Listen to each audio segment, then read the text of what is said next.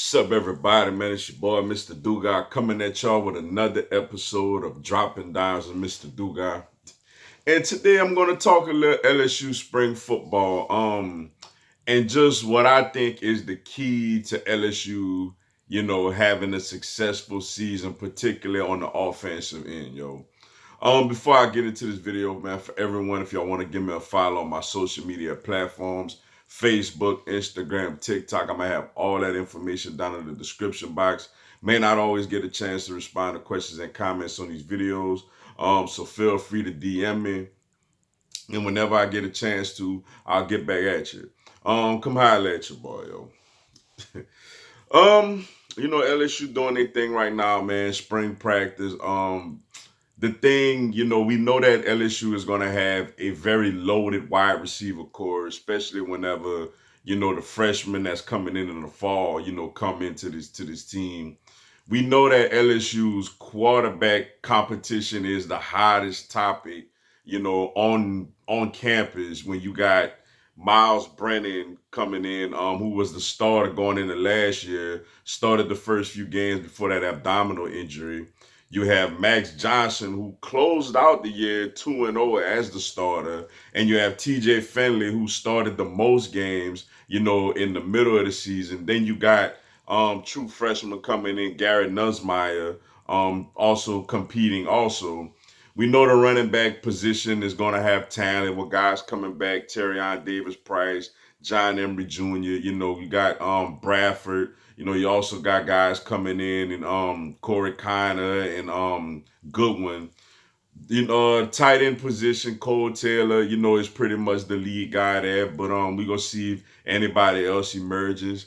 But for me, the key to LSU's, particularly on the offensive side of the ball, the key to LSU season is that offensive line. Um, they did not play great last year. They gave up, like, not only did they give up like 17 sacks or something like that, they gave up 86 pressures. Like 86 pressures. Especially when you think about that Texas A&M game where pretty much every time TJ Finley went back to throw, somebody was in his lap. Somebody was in his face, which led to a critical pick six, he threw late in that game when LSU kind of was still, within striking distance of the game, and that pretty much put it away. The offensive line got to be much better. This is a unit 2 years ago won the Joe Moore Award, which is the best offensive line in college football, which actually helped lead to LSU not only being arguably the greatest single season offense we've ever seen in college football, but it led to a 15-0 national championship team. This offensive line, it has to produce, it has to play well.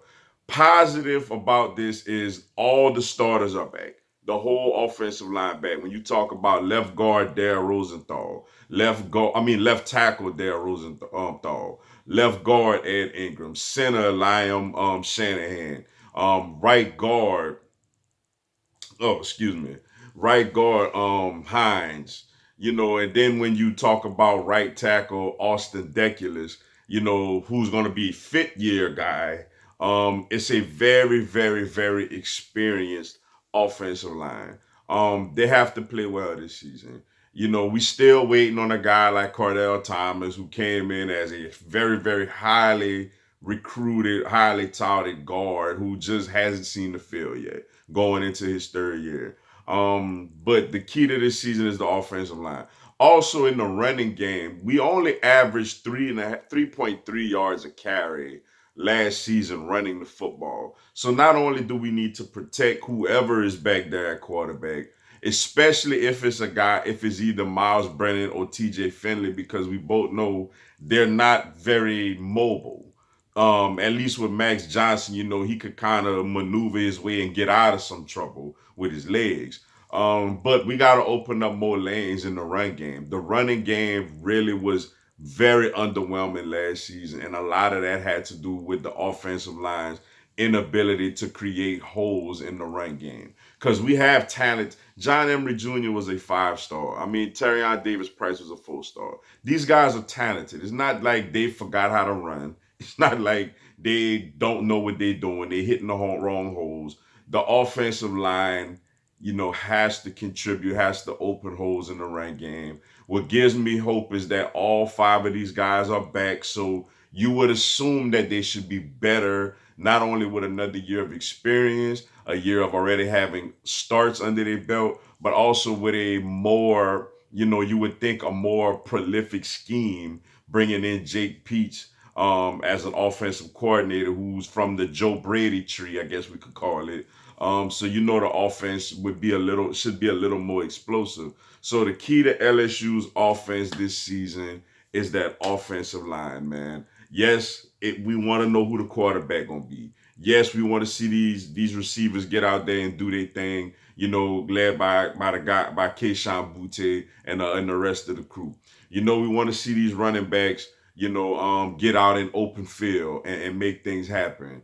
But the key to this whole offense is the offensive line has to protect the quarterback and open holes in the run game. If they do that, LSU could be just as good offensively as they want to be. Offensive line is key to this thing, yo. But with that being said, that's all I got for y'all today. Appreciate y'all checking out the video. Hit the like button for your boy. Give me a subscribe. I'm gonna have LSU and NCAA content throughout the year. Also, this coming Monday, it will be an hour earlier than I normally do. 6 p.m. Eastern, 5 Central, 3 Pacific. I'm gonna do a live Q&A. Y'all come on there, ask me anything, tell me anything. I'll answer your questions, respond to your comments, and give you a shout out on the live, yo. Y'all should join me. It'll be some good stuff. Until then, yo, y'all have a blessed one. Go Tigers.